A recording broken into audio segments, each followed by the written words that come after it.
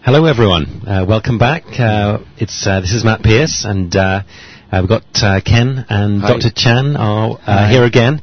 We're going to start off. We want to talk about the budget this week, mostly, certainly the first half, and we better get straight in talking about the juicy, the interesting political controversy and the political story to do with LSD and what happened in the Legislative Council, I think, and have some discussion, because it's quite an interesting political situation, I think, about and what the possibility of what might happen and so on, as regards the way the Democratic Party and the Civic Party are reacting to it. But perhaps what are your immediate thoughts on it, Dr. Chan? Well, if talking about the Pan-Democratic Fund, that is actually doesn't exist anymore. Because the rifts between the so-called progressive faction, that means the LSD, and the so-called the docile faction, we should say docile faction, though they are not actually conservative, I should say. Did you say the word docile? Yes, docile. The docile section. That's interesting. I've never heard of it being described as that, but that's quite a good description, actually. So what does it mean? Well, I think we better explain to. I think most listeners won't know the word docile. I should talk to all Western audience. That means in Chinese there's a word which is very difficult to translate to English. It's called 乖, which can variously mean docile, benign, good-natured, kind, everything. But in terms of the Chinese power structure, this actually means a kind of very compliant personality. So docile actually is the best word to describe them in this situation. But in terms of the English language, the word I can't say it now. Benevolent. It's kind of quite a positive word, but the word docile is a bit negative, actually, isn't it? Certainly. So in Chinese, it has also this kind of, well, I should not say a negative connotation, but a very strange connotation. That means when you think of somebody as docile, you have a sense that you can manipulate them in a sense. Yeah, because immediately in my mind it gives the idea of sort of sleepiness and the fact that they're not doing anything. They're kind of they're kind of sitting around, not actually doing anything. And to me that does sum up a bit about the Democratic Party and the Civic Party. Yeah, ducking the situation. Yeah. But anyway, as regards this situation and so on, I mean, it's going to be interesting to see how it pans out, and obviously it's quite important, I think, actually, about whether they try to change the rules of procedure in the Legislative Council, because that could be actually quite dangerous in terms of restricting freedom of speech and the right to speak out or speak back. Some quick browsing of those so-called regulations, and I find it very difficult to actually manipulating them further. That means that's why one political commentator, a local political commentator, has said that this is actually a hot potato in the both parties' hand.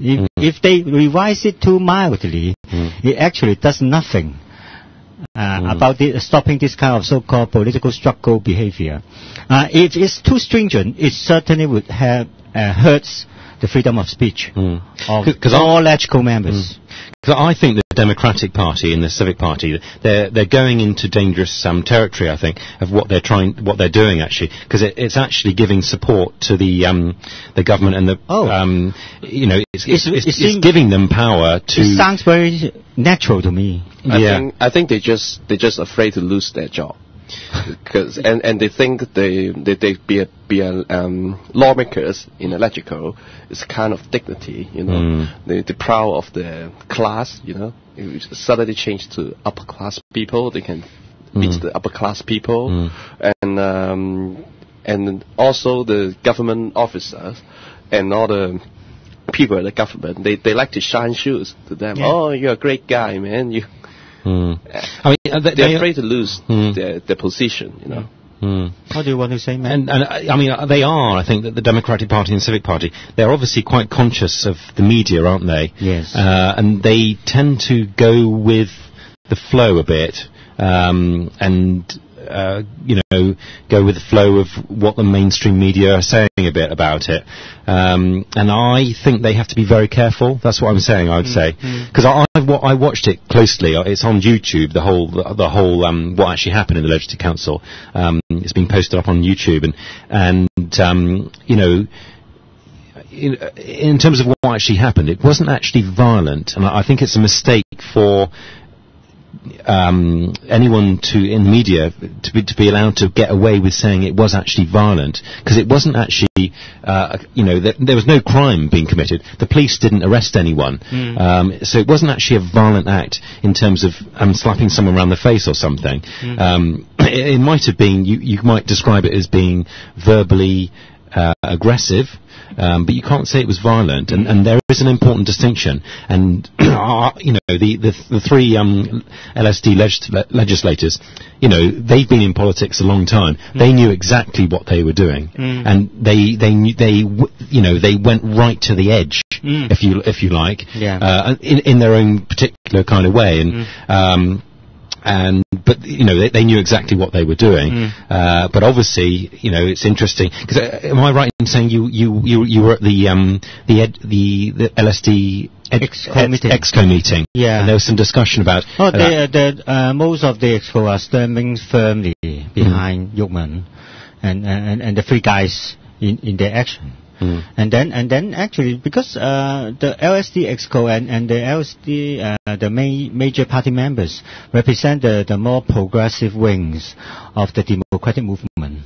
They are all those fighter guys who has participated in the party. So for them, it's also nothing at all.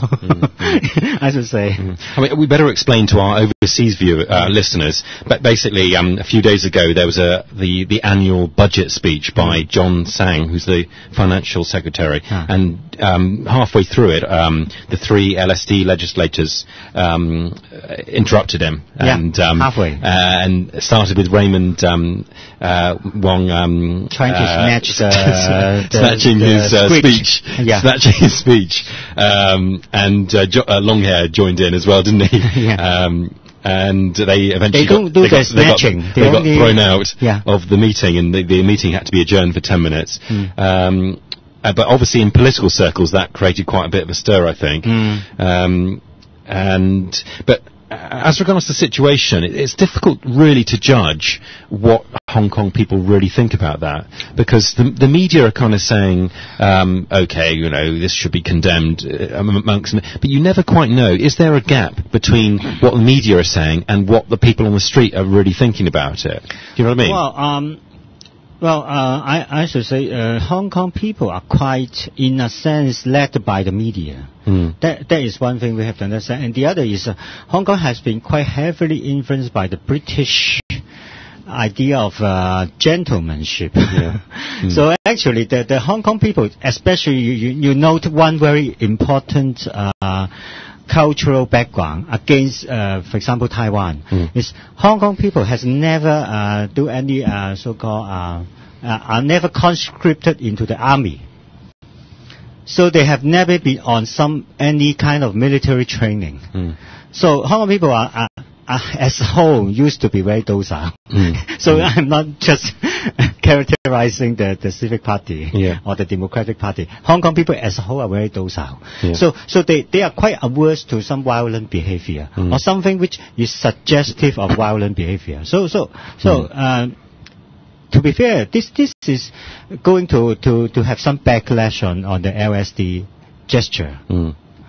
I mean, I'm thinking comparing it to the British Parliament and in the Houses of Commons, and that kind of scene, it wouldn't actually happen quite like that. The idea of one party actually physically walking over and getting into a face-to-face situation, that wouldn't actually be seen. But you've got to remember, I always say, don't compare the British Parliament to the Legislative Council, because obviously one of them is elected and the other is not at all in terms of universal suffrage and so on. And you've always got to remember that, and that it changes the game, if you like, and therefore what should perhaps is unacceptable in one legislative council in one country is not in another, I think. If anything that has to be really